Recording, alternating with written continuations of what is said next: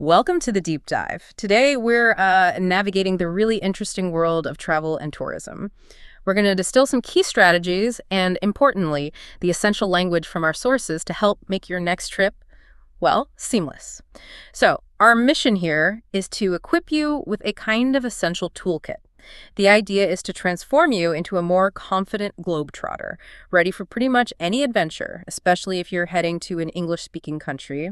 Think of it as refining your verbal compass, for the open road. Yeah, and what's fascinating here, I think, is that our goal isn't just listing definitions. We want to go beyond that. Right. It's about understanding the context, the practical application of all this knowledge. We really want to make sure you gain valuable insights you can immediately use, Like that. making travel smoother, more enriching, and, let's be honest, probably a lot less stressful. Less stress is always the goal. Okay, let's jump straight in. There's a really foundational distinction our sources talk about. Imagine you're somewhere like Niagara Falls. There's a clear difference between a tourist, someone who's traveled maybe from another country, and a local, like Bob the Canadian in the example, who just lives 35 minutes away. It's more than just how far you traveled, isn't it? Oh, absolutely. It's totally about perspective. Yeah. So a tourist, they actively seek out what we call touristy places, right? Souvenir shops, the main attraction. Exactly. Like Clifton Hill, all those bustling spots. But a local, they often use touristy almost, well, negatively sometimes. They might say, this area is too touristy for me, because they prefer something more, normal. They want to avoid the big crowds, the commercial stuff. That makes sense. And this distinction, it's not just words.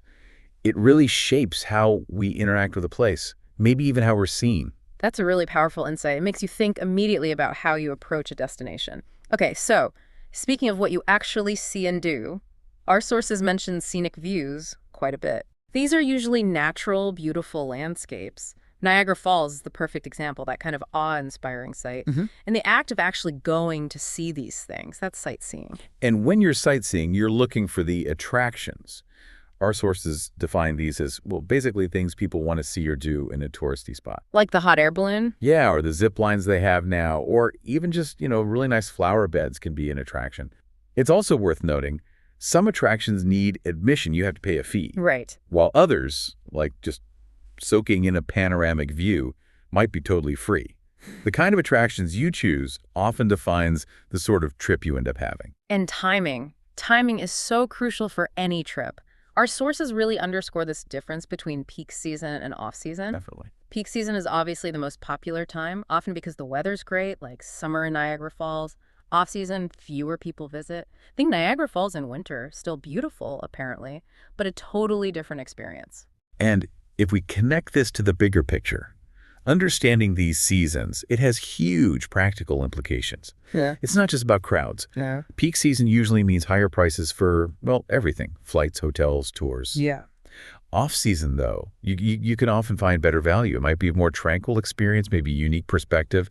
It's a strategic choice. Really, do you want that bustling energy or something quieter? Good point. And what about things we bring back? Souvenirs, our sources suggest, maybe moving beyond the mass-produced keychains sometimes, looking for something more authentic. That's where it gets interesting. Because while souvenirs are personal mementos, there's the difference our research points out. Yeah. Those mass-produced items, they often contribute to that touristy feel locals might try to avoid. But finding something artisanal, locally sourced, that can actually support sustainable tourism, cultural exchange. Right. So the act of choosing, say, a handmade ceramic piece versus a generic fridge magnet, it actually shifts your impact, your connection to the place. It's a small choice, but it can have a ripple effect. Absolutely. Okay, let's shift to essential practicalities. Where do you sleep? Your accommodations. Right. Hotels, Airbnbs, motels. Exactly. And to make sure you have a place, you book a room, which means you get a reservation. Our sources really stress booking ahead. It truly is key. Booking your accommodations in advance means your room is reserved in your name. It prevents that last-minute panic, or worse, finding everything's full, especially in peak season. Yeah, I can imagine. Think about it, that one simple action can save you hours of stressful searching when you're tired after traveling. Good point. Another option is exploring with guidance. A tour guide, that's the person who meets you, explains the history, points out attractions. Right. Or for a more structured approach, many people take a tour bus. They often have a pre-planned itinerary. Which is basically a list of times and places they'll stop. Exactly. And what's fascinating here is how much these services can add. They really enhance your understanding and, honestly, your efficiency, especially somewhere new. A good tour guide gives you that rich context, local stories, things a guidebook can't always capture. And the bus, it handles the logistics. You just sit back and see the sights without worrying about getting lost. Makes sense. Now, many big travel dreams involve a bucket list. Ah, yes, the bucket list. Those amazing things you want to do before you, kick the bucket, as the idiom goes, before you die. Right. Could be skydiving, learning piano, or, visiting Niagara Falls. It's all about personal goals. And this connects those personal aspirations directly to planning. Thinking about your bucket list can actually inspire really unique trips, guiding you towards experiences that truly mean something to you, not just following the crowd. And to help navigate these places, especially the touristy ones, there's the tourist map. Yeah, different from a regular map. It's designed specifically to highlight scenic spots, attractions, often simplifies things a bit. It's a really crucial tool for a tourist. Helps you find the things that you want to see without getting bogged down by, every single side street. Our sources actually suggest using both a physical tourist map for the overview and digital maps for specifics. The paper map can sometimes give you a better sense of scale than a phone screen. Good tip. Yeah. Okay, international adventures. You'll eventually cross a border. The line between countries. Yep. And the absolute must-have for that, your passport. Non-negotiable. It's your most official travel document. Says where you're from, who you are, has your photo. Yeah, this point really can't be stressed enough. Your passport is essential for international travel, period. Without it, you're not crossing that border. Right. And our sources even highlight checking the expiry date way in advance. Many countries require it to be valid for like 6 months after you plan to come home. Wow, okay. Good to know. And of course, for these bigger journeys, you run into a whole world of travel terms, navigating an airport, for example. Oh, yeah. Departures, arrivals. Keeping track of your departure time, managing your luggage. Or if you take a train, you need to know about ticket offices, maybe getting a return ticket. Mastering these terms isn't just academic, is it? Not at all. It's about confidently getting where you need to go. Take customs. Right. It's not just a place you walk through. It's a critical point. You interact with a customs officer, show your passport, maybe a visa. Understanding that process, the words they use, it prevents delays. Smooths things out. Exactly. Lets you move smoothly from takeoff to land, or from your plane or ship to your final destination. It's all part of that smooth booking and arrival. Understanding terms like porter, driver, station, even safety belt or hostess on a plane, it all adds up. Okay, so understanding the lingo is definitely step one. But then how do we actually build that dream trip? Our sources break planning down into 8 pretty clear steps. Let's start with number 1, choosing your destination. What should listeners think about beyond just, where it looks pretty or what's popular right now? That's such a crucial starting point. And yeah, beyond the glossy pictures, our insights suggest really understanding your motivation. What are you looking for? Adventure, relaxation, culture. Right. And critically, factor in those peak versus off-season things right away. A lot of travelers actually find the sweet spot is the shoulder season, spring or fall. Ah, okay. Often fewer crowds than peak, maybe better weather than deep off-season, and prices aren't usually at their absolute highest. So blending your why with the when is really key right at the start. That's a great practical tip, blending those. Okay, so once we've sort of got our where and when figured out, roughly, what's next in the plan? Well, the step nobody loves but everyone needs, setting your budget. Yeah. The money part. Exactly. Yeah. But our sources emphasize this isn't about being restrictive. It's about being realistic. It impacts everything else, right? Your accommodation style, luxury hotel, or budget hostel. Your food choices. Totally. Fancy restaurants or simple local spots. Having a clear budget up front just avoids those nasty surprises later and helps you prioritize what experiences matter most to you. Okay, makes sense. And I guess that budget then feeds directly into the next step. Booking transportation. Any hidden gems or common mistakes our sources pointed out here, especially for flights? Oh, absolutely. Yeah. Beyond the obvious buy plane tickets early, the research really showed the impact of flexibility. Even shifting your travel dates by a day or two can sometimes save you a surprising amount of money. Really? Yeah. And for longer trips, maybe consider alternatives like train travel in Europe or Japan. It's a totally different experience than flying. Often more scenic, less airport stress. True, and you actually get to see the country you're traveling through. Also, always factor in potential delay time. Don't book connections too tightly. Good advice. Okay, transport's booked. We need a place to sleep. Step 5, booking accommodation. What are the key insights here for making the right choice? Well, our sources highlight looking beyond just hotels. Options like apartments, especially those with kitchens, can seriously save you money on meals, particularly for longer stays or if you're traveling with family. Right, eating out every meal gets expensive. Exactly. And location isn't just about being near the main attractions. Think about proximity to public transport, like a station, or even how noisy the area might be at night. Don't just click book. Maybe read some reviews, look at the neighborhood on a map. Smart. Okay, essentials are covered travel, place to stay. Step 6 is the fun part. Plan your activities. What should our listener keep in mind here? How do you balance having a plan with, just going with the flow? That's the million-dollar question. Right. Our sources definitely recommend doing your research. Look up museums, parks, famous sites, local events, maybe even check out some food blogs. Okay. But, and this is crucial, they strongly advise being flexible. Don't overschedule yourself. Leave room for spontaneity. Why is that so important? Because often the best moments, the most memorable experiences, happen when you stumble upon something unexpected. A local festival, a hidden cafe, a recommendation from someone you meet. If your itinerary is packed solid, you miss those opportunities. So plan, but leave gaps. Fantastic advice. Okay, almost there. Penultimate step number 7, packing your bags and preparing documents and money. What are the absolute must-haves our sources warn us not to forget? Well, beyond the obvious clothes for the weather, your passport and ID are paramount. Can't say that enough. Definitely. Our sources also stress understanding the local currency, how credit cards work there, but always, and this is a big one, let your bank know you're traveling. Oh, yeah. Good call. Avoids blocked cards. Exactly. It's a tiny step that prevents massive headaches when you're thousands of miles from home. Also think practicalities. Phone chargers, adapters if needed, maybe a small first aid kit. Right. And finally, the step everyone looks forward to, number 8, enjoy your trip. The simplest, but maybe the most important. Take pictures, make memories, soak it all in. And this raises an important point about how versatile these steps are.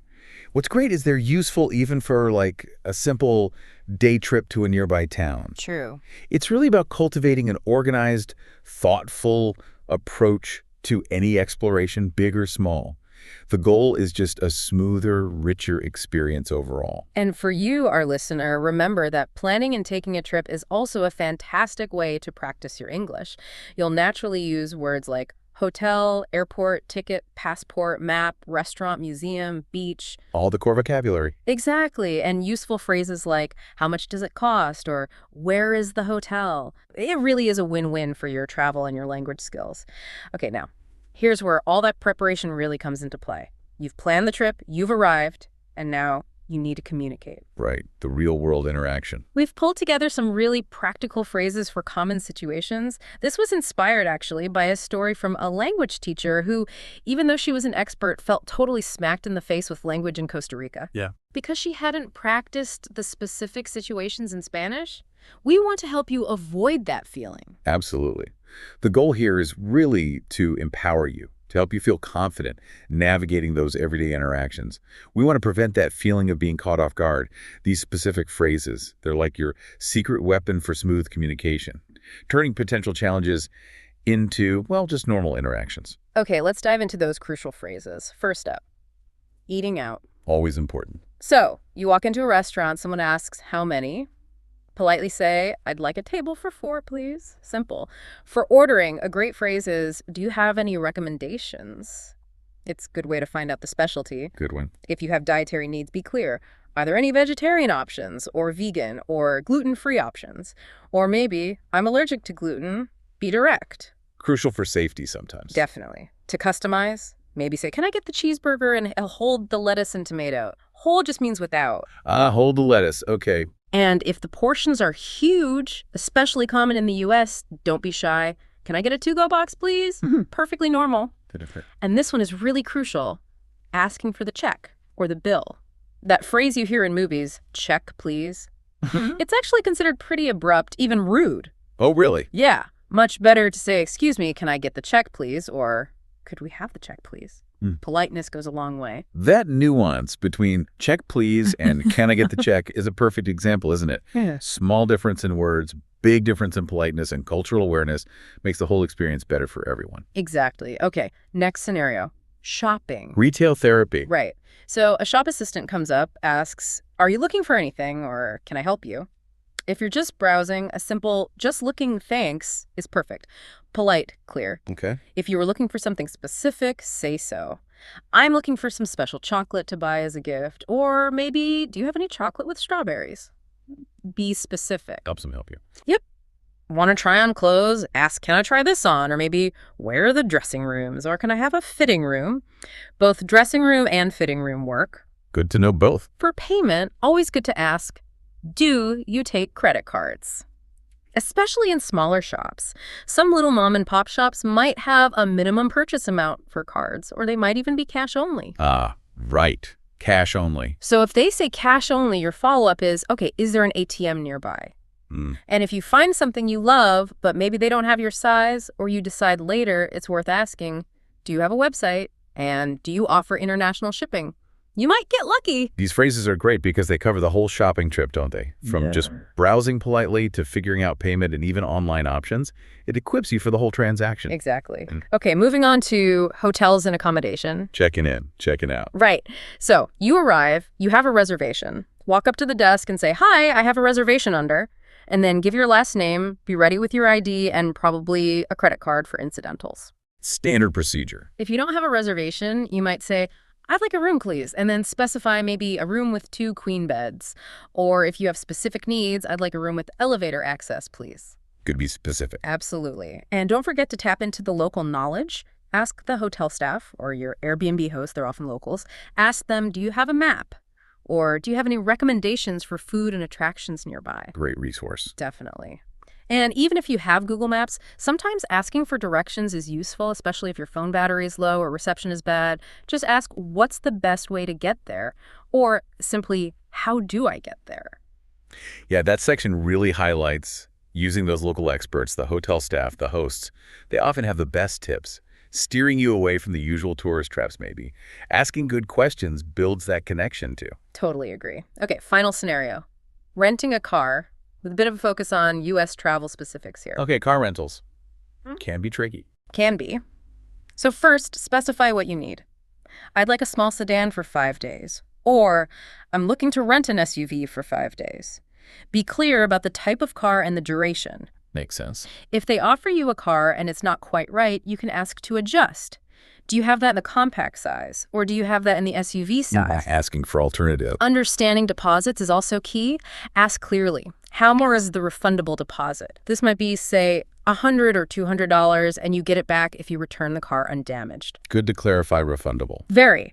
And always clarify the total cost. Don't just accept the daily rate. Ask, what is the total cost, including all taxes and fees? And maybe even ask, is there any way to bring that number down? Sometimes declining certain insurance options if you're already covered can save money. Smart. Question the extras. Yeah.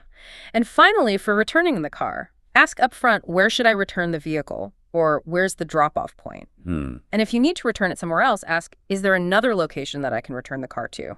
Might cost extra, but good to know the option. You know, what's really fascinating here, looking at all these phrases, is how specific they are.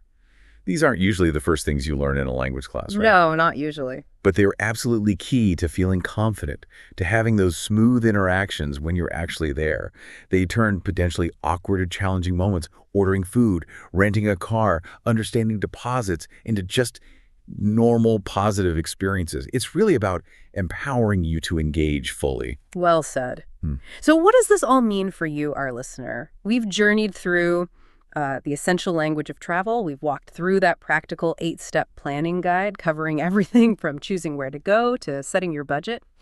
And we've equipped you with those really critical phrases for common situations: dining, shopping, hotels, even renting a car, particularly in English-speaking places. And just to reiterate, you know, knowledge is one thing, but it's most valuable when you understand it and can actually apply it. This deep dive into travel and tourism, it isn't just about feeding you information. It's really about empowering you, giving you the tools to plan, navigate, and truly enjoy your adventures with, hopefully, a newfound confidence and ease. We want you to feel ready. Absolutely. And with all these practical insights fresh in your mind, here's something to think about. Travel doesn't just broaden your horizons, does it? It's like a dynamic, real-world classroom. Interesting way to put it. Think about it. From haggling, maybe politely, for a souvenir to figuring out public transport in a city you've never seen before, every single interaction is actually an opportunity. An opportunity to sharpen your adaptability, your problem-solving skills. So the provocative thought for today is, what new, maybe unexpected skill might you inadvertently pick up on your very next adventure, simply because you were prepared and willing to engage?